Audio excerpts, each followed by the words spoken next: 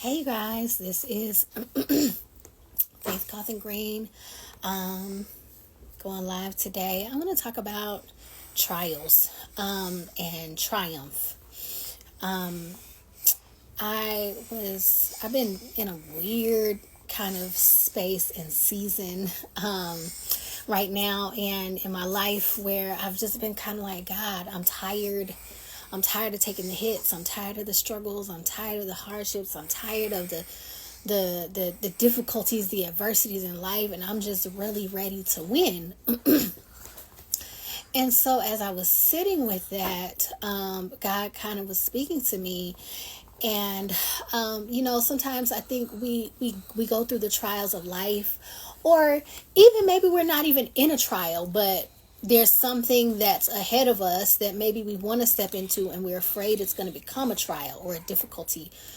And we're afraid we're afraid to find out because we're afraid of what the outcome might be. But here's the thing. Every trial is an opportunity for triumph.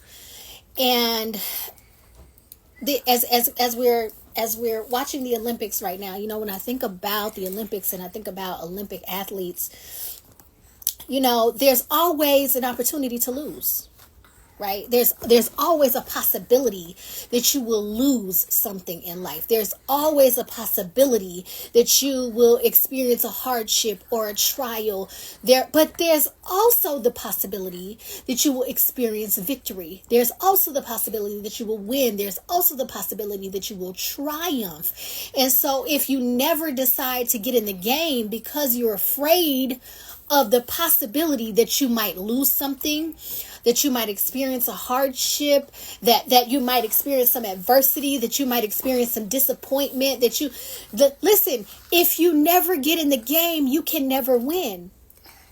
But so you're telling yourself, well, if I never get in the game, I won't lose, but you also won't win. And here's the thing, as long as you're not winning, you're still losing. As long as you're staying still, you're still losing. As long as you're not moving forward, as long as you're not in pursuit of what God has for you, you're still losing. So you might not be losing in the way that you thought you would be losing if you didn't get in the game, but you're losing nonetheless because you're losing the promises of God. You're losing the inheritance that He has for you. You're losing the fullness of His grace and His peace and His joy and His love. You're losing His prosperity. You're losing the victory that He already came and died for you to have. You can never be victorious if you're always running from losing, because that means you'll never get in the game. And if you never get in the game, you'll never have the potential to be victorious. Every trial is an opportunity for triumph. Let's look at James. This is James chapter 1. This is verses 2 through 12. It says, "Consider it all joy, my brothers and sisters, when you encounter various trials, knowing that the testing of your faith produces endurance. And let endurance have its perfect results, so that you may be perfect and complete, lacking in nothing." When you're think about, as we're talking about the Olympics, think about an Olympic athlete. They train their whole lives for this one opportunity and moment to shine, this one opportunity and moment to be victorious, this one opportunity and moment to triumph. And for all of that training and those trials and those hardships that they experience to produce something that will be fruitful and victorious and pleasant and prosperous in their lives. And that's what God is looking for us to do too, to stop running from the fact that there may be a trial, stop running from the fact that there may be a loss, stop running from the fact that there may be adversity, and start running toward the victory. Start running toward the finish line. Start pressing toward the mark. Start going, you know what? Jesus already died for me to be victorious, so my victory is inevitable. So let me stop running from the purpose that God has for me. Let me stop running from the thing that He's called me to. Let me stop running. Let me stop running from this door that He wants me to walk through that I don't know what's on the other side of. I don't know what it looks like, because most of us won't move because we're afraid to find out, what's on the other side of that door that God has set in front of you. But victory is inevitable. Your victory is inevitable. In fact, the trial is an indicator that there's victory on the horizon, because God never places a loss in front of you without the opportunity for redemption. And let me help you with this. You cannot get to redemption. You cannot get to triumph until you're willing to exchange the experience of loss, until you're willing to exchange the hardship, until you're willing to exchange the pain, until you're willing to exchange the hurt and the disappointment and the resentment and the bitterness from the trial and the hardship and the adversity, and to give it to him so that you can triumph. Because as long as you're holding on to those losses, you'll never be able to get to the win.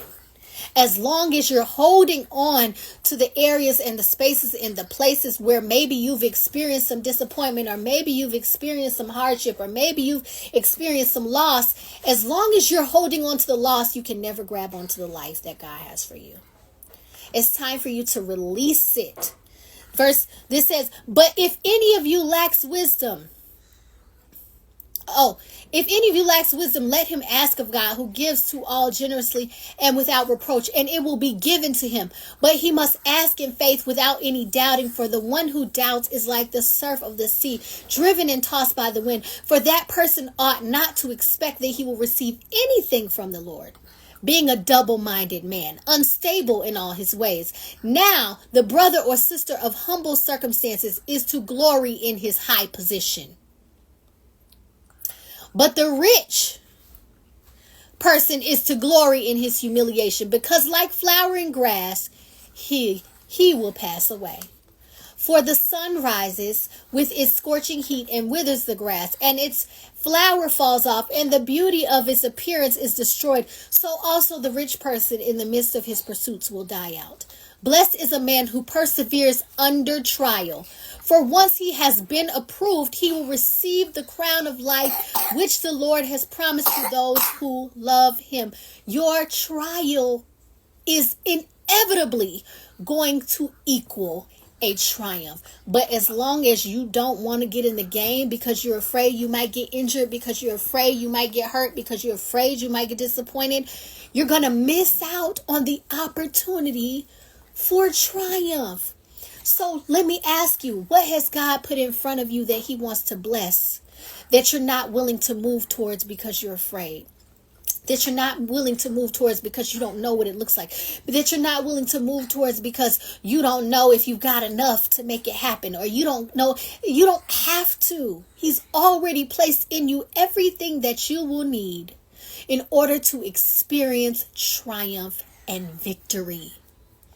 All you need to do is exchange the loss and let him give you the win. Let him give you the victory. Let him give you the triumph, because he already died for it, because he already conquered loss, because he already conquered death, because he already conquered failure, because he already conquered it. It belongs to you. It is your inheritance. And everything that you put your hands to, if you give it to him, will be blessed, will be prosperous. You shall be the head and not the tail. You shall be the lender and not the borrower. You shall be blessed in your going out and blessed in your coming in. But you gotta give it to him. Give him the losses so that he can give you a win. Don't miss out on your promises, on your victory, on your inheritance, on your prosperity, because you're afraid to get in the game. That's the word. I love y'all. Have a blessed day. Bye.